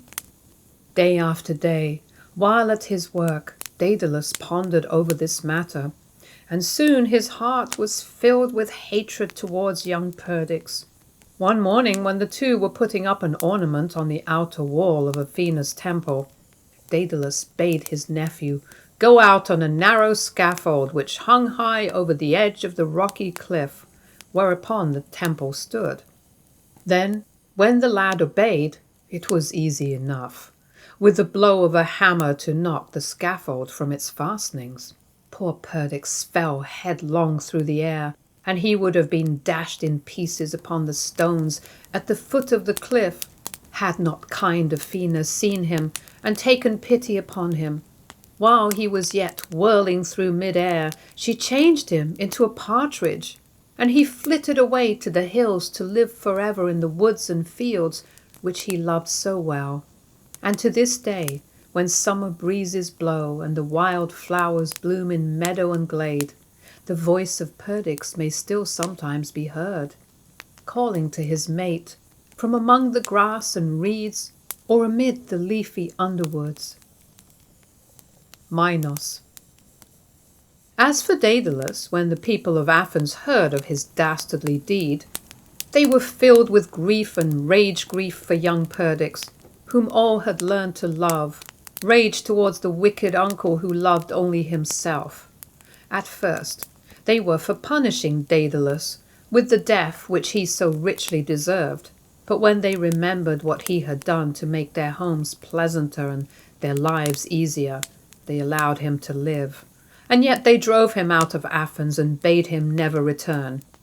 There was a ship in the harbour just ready to start on a voyage across the sea, and in it Daedalus embarked, with all his precious tools and his young son Icarus. Day after day, the little vessel sailed slowly southward, keeping the shore of the mainland always upon the right. It passed Troezen and the rocky coast of Argos, and then struck boldly out across the sea. At last the famous island of Crete was reached, and there Daedalus landed and made himself known.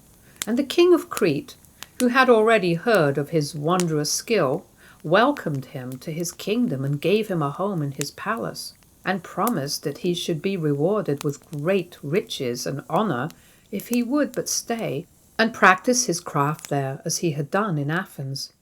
Now the name of the king of Crete was Minos. His grandfather, whose name was also Minos, was the son of Europa, a young princess whom a white bull, it was said, had brought on his back across the sea from distant Asia.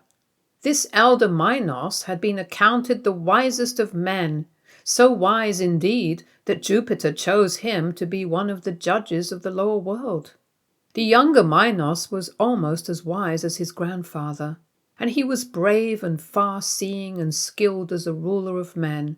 He had made all the islands subject to his kingdom, and his ships sailed into every part of the world and brought back to Crete the riches of foreign lands. So it was not hard for him to persuade Daedalus to make his home with him and be the chief of his artisans. And Daedalus built for King Minos a most wonderful palace with floors of marble and pillars of granite. And in the palace he set up golden statues which had tongues and could talk. And for splendor and beauty there was no other building in all the wide earth that could be compared with it.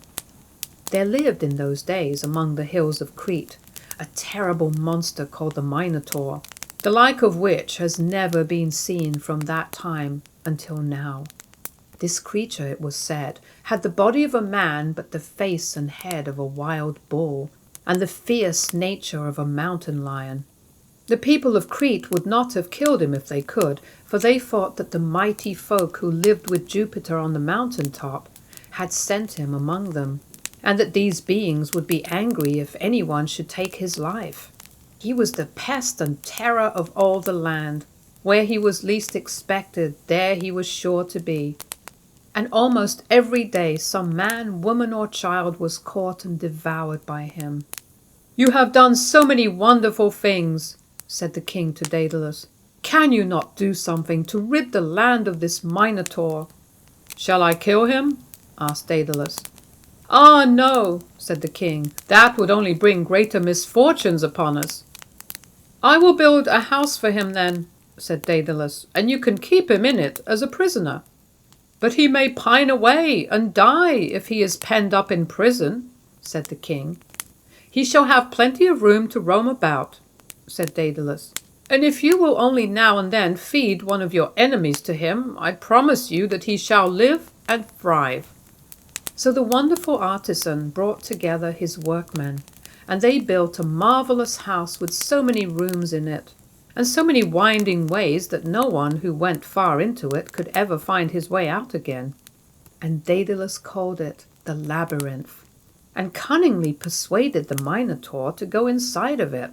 The monster soon lost his way among the winding passages, but the sound of his terrible bellowings could be heard day and night as he wandered back and forth, vainly trying to find some place to escape. Icarus. Not long after this, it happened that Daedalus was guilty of a deed which angered the king very greatly, and had not Minos wished him to build other buildings for him, he would have put him to death, and no doubt have served him right. "Hitherto," said the king, "I have honored you for your skill and rewarded you for your labor, but now you shall be my slave, and shall serve me without hire, and without any word of praise." Then he gave orders to the guards at the city gates that they should not let Daedalus pass out at any time, and he set soldiers to watch the ships that were in port, so that he could not escape by sea. But although the wonderful artisan was thus held as a prisoner, he did not build any more buildings for King Minos. He spent his time in planning how he might regain his freedom. "All my inventions," he said to his son Icarus, "have hitherto been made to please other people. Now I will invent something to please myself." So all through the day he pretended to be planning some great work for the king, but every night he locked himself up in his chamber and wrought secretly by candlelight. By and by he had made for himself a pair of strong wings, and for Icarus another pair of smaller ones. And then one midnight, when everybody was asleep, the two went out to see if they could fly. They fastened the wings to their shoulders with wax, and then sprang up into the air. They could not fly very far at first, but they did so well that they felt sure of doing much better in time. The next night, Daedalus made some changes in the wings. He put on an extra strap or two. He took out a feather from one wing and put a new feather into another. And then he and Icarus went out in the moonlight to try them again. They did finally this time. They flew up to the top of the king's palace, and then they sailed away over the walls of the city and alighted on the top of a hill. But they were not ready to undertake a long journey yet, and so, just before daybreak, they flew back home. Every fair night after that, they practiced with their wings, and at the end of a month they felt as safe in the air as on the ground, and could skim over the hilltops like birds. Early one morning, before King Minos had risen from his bed, they fastened on their wings, sprang into the air, and flew out of the city. Once fairly away from the island, they turned towards the west, for Daedalus had heard of an island named Sicily, which lay hundreds of miles away, and he had made up his mind to seek a new home there. All went well for a time, and the two bold flyers sped swiftly over the sea, skimming along only a little above the waves, and helped on their way by the brisk east wind. Towards noon the sun shone very warm, and Daedalus called out to the boy, who was a little behind, and told him to keep his wings cool and not fly too high. But the boy was proud of his skill in flying, and as he looked up at the sun he thought how nice it would be to soar like it high above the clouds in the blue depths of the sky. "At any rate," said he to himself, "I will go up a little higher. Perhaps I can see the horses which draw the sun car, and perhaps I shall catch sight of their driver, the mighty Sun Master himself." So he flew up higher and higher, but his father, who was in front, did not see him. Pretty soon, however, the heat of the sun began to melt the wax with which the boy's wings were fastened. He felt himself sinking through the air. The wings had become loosened from his shoulders.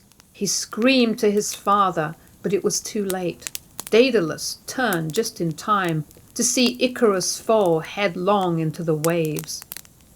The water was very deep there, and the skill of the wonderful artisan could not save his child.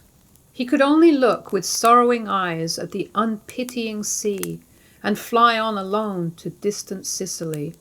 There, men say, he lived for many years, but he never did any great work, nor built anything half so marvelous as the labyrinth of Crete.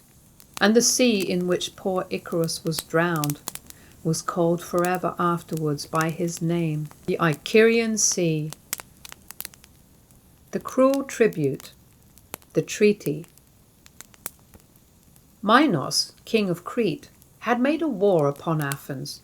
He had come with a great fleet of ships and an army, and had burned the merchant vessels in the harbour, and had overrun all the country and the coast, even to Megara, which lies to the west.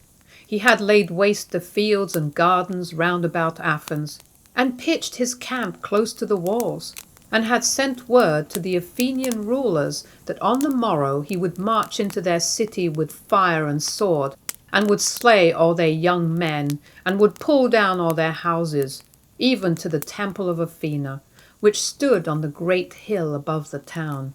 Then Aegeus, the king of Athens, with the 12 elders who were his helpers, went out to see King Minos, and to treat with him. "O mighty king," they said, "what have we done that you should wish thus to destroy us from the earth?" "O cowardly and shameless men," answered King Minos, "why do you ask this foolish question, since you can but know the cause of my wrath? I had an only son, Androgeos by name, and he was dearer to me than the 100 cities of Crete and the 1,000 islands of the sea over which I rule. 3 years ago he came hither to take part in the games which you held in honor of Athena, whose temple you have built on yonder hilltop. You know how he overcame all your young men in the sports, and how your people honored him with song and dance and laurel crown. But when your king, this same Aegeus, who stands before me now, saw how everybody ran after him and praised his valor, he was filled with envy and laid plans to kill him. Whether he caused armed men to waylay him on the road to Thebes, or whether, as some say, he sent him against a certain wild bull of your country to be slain by that beast, I know not. But you cannot deny that the young man's life was taken from him through the plotting of this Aegeus." "But we do deny it, cried the elders. "For at that very time our king was sojourning at Troezen, on the other side of the Saronic Sea, and he knew nothing of the young prince's death. We ourselves managed the city's affairs while he was abroad, and we know whereof we speak. Androgeus was slain, not through the king's orders, but by the king's nephews, who hoped to rouse your anger against Aegeus so that you would drive him from Athens and leave the kingdom to one of them." "Will you swear that what you tell me is true?" said Minos. "We will swear it," they said. "Now then," said Minos, "you shall hear my decree. Athens has robbed me of my dearest treasure, a treasure that can never be restored to me. So in return, I require from Athens as tribute that possession which is the dearest and most precious to her people, and it shall be destroyed cruelly as my son was destroyed." "The condition is hard," said the elders, "but it is just. What is the tribute which you require?" "Has the king a son?" asked Minos. The face of King Aegeus lost all its colour, and he trembled as he thought of a little child then with its mother at Troezen, on the other side of the Saronic Sea. But the elders knew nothing about that child, and they answered, "Alas, no, he has no son, but he has 50 nephews who are eating up his substance and longing for the time to come when one of them shall be king. And, as we have said, it was they who slew the young prince, Androgeus." "I have naught to do with those fellows," said Minos. "You may deal with them as you like, but you ask what is the tribute that I require, and I will tell you. Every year when the springtime comes and the roses begin to bloom, You shall choose 7 of your noblest youths and 7 of your fairest maidens, and shall send them to me in a ship which your king shall provide. This is the tribute which you shall pay to me, Minos, king of Crete. And if you fail for a single time or delay even a day, my soldiers shall tear down your walls and burn your city, and put your men to the sword and sell your wives and children as slaves. We agree to all this, O king, said the elders, for it is the least of 2 evils. But tell us now, what shall be the fate of the 7 youths and 7 maidens? In Crete, answered Minos, there is a house called the Labyrinth, the like of which you have never seen.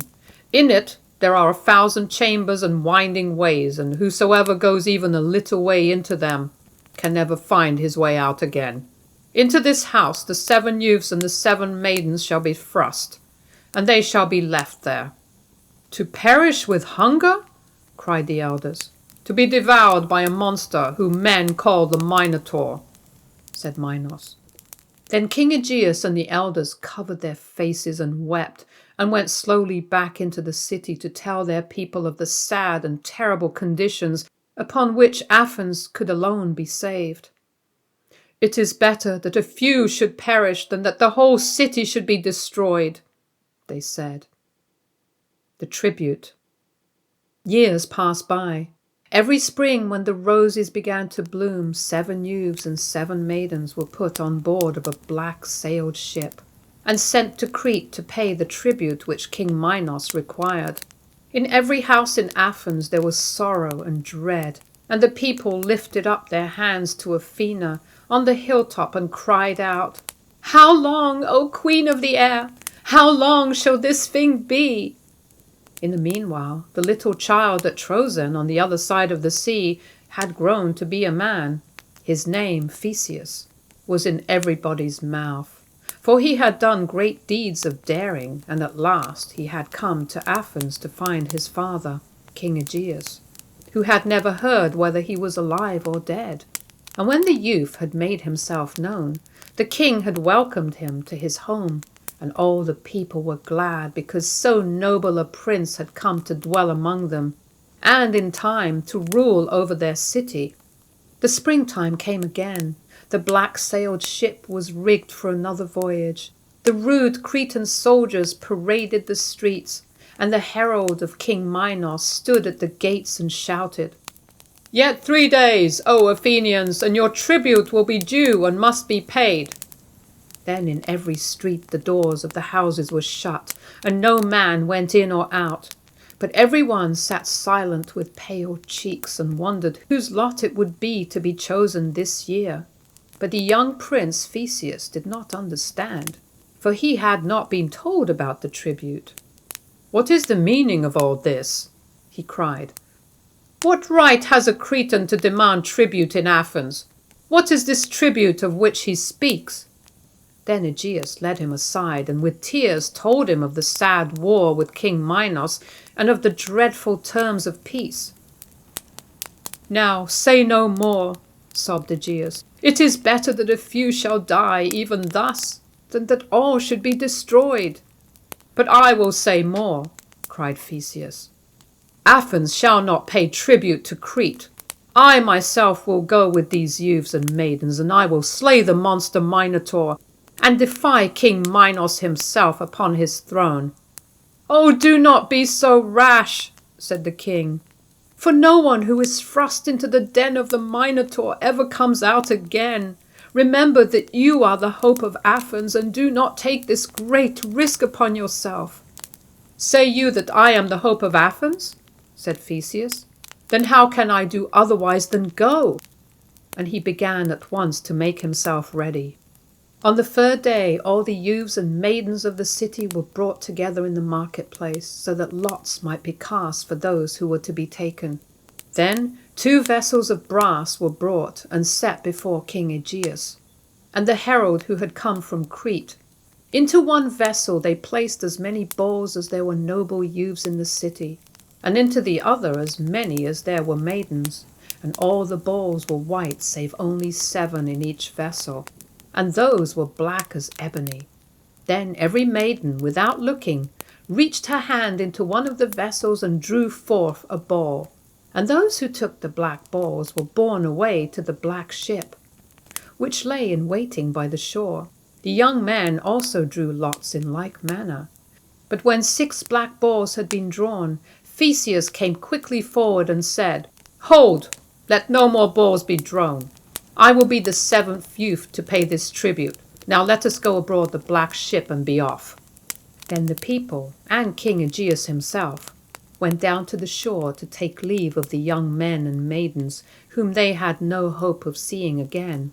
And all but Theseus wept and were broken-hearted.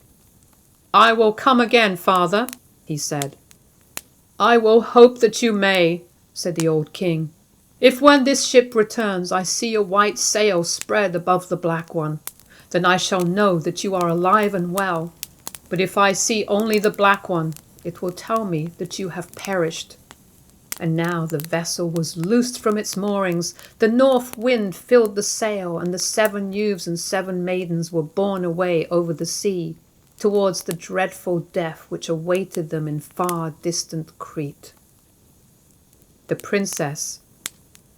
At last the black ship reached the end of its voyage. The young people were set ashore, and a party of soldiers led them through the streets towards the prison, where they were to stay until the morrow. They did not weep nor cry out now, for they had outgrown their fears. But with paler faces and firm-set lips, they walked between the rows of Cretan houses, and looked neither to the right nor to the left. The windows and doors were full of people who were eager to see them.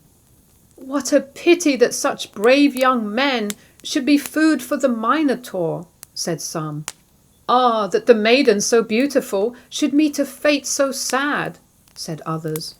And now they passed close by the palace gate, and in it stood King Minos himself, and his daughter Ariadne, the fairest of the women of Crete. "Indeed, those are noble young fellows," said the king. "Yes, too noble to feed the vile Minotaur," said Ariadne. "The nobler the better," said the king. "And yet none of them can compare with your lost brother, Androgeus." Ariadne said no more, and yet she thought that she had never seen anyone who looked so much like a hero as young Theseus. How tall he was, how handsome, how proud his eye, and how firm his step. Surely there had never been his like in Crete. All through that night Ariadne lay awake and thought of the matchless hero, and grieved that he should be doomed to perish. And then she began to lay plans for setting him free. At the earliest peep of day she arose, and while everybody else was asleep, she ran out of the palace and hurried to the prison. As she was the king's daughter, the jailer opened the door at her bidding and allowed her to go in. There sat the 7 youths and the 7 maidens on the ground, but they had not lost hope. She took Theseus aside and whispered to him. She told him of a plan which she had made to save him, and Theseus promised her that, when he had slain the Minotaur, he would carry her away with him to Athens, where she should live with him always. Then she gave him a sharp sword and hid it underneath his cloak, telling him that with it alone could he hope to slay the Minotaur. "And here is a ball of silken thread," she said. "As soon as you go into the labyrinth where the monster is kept, fasten one end of the thread to the stone doorpost, and then unwind it as you go along. When you have slain the Minotaur, you have only to follow the thread, and it will lead you back to the door. In the meanwhile, I will see that your ship is ready to sail, and then I will wait for you at the door of the labyrinth." Theseus thanked the beautiful princess and promised her again that if he should live to go back to Athens, she should go with him and be his wife. Then, with a prayer to Athena, Ariadne hastened away. The Labyrinth. As soon as the sun was up, the guards came to lead the young prisoners to the labyrinth. They did not see the sword which Theseus had under his cloak, nor the tiny ball of silk which he held in his closed hand. They led the youths and maidens a long way into the labyrinth, turning here and there, back and forth 1,000 different times, until it seemed certain that they could never find their way out again. Then the guards, by a secret passage which they alone knew, went out and left them, as they had left many others before, to wander about until they should be found by the terrible Minotaur. "Stay close by me," said Theseus to his companions, "and with the help of Athena, who dwells in her temple home in our own fair city, I will save you." Then he drew his sword and stood in the narrow way before them, and they all lifted up their hands and prayed to Athena. For hours they stood there, hearing no sound and seeing nothing but the smooth high walls on either side of the passage and the calm blue sky so high above them. Then the maidens sat down upon the ground and covered their faces and sobbed and said, "Oh, that he should come and put an end to our misery and our lives." At last, late in the day, they heard a bellowing, low and faint as though far away. They listened and soon heard it again, a little louder and very fierce and dreadful. "It is he! It is he!" cried Theseus. "And now for the fight!" Then he shouted so loudly that the walls of the labyrinth answered back, and the sound was carried upward to the sky and outward to the rocks and cliffs of the mountains.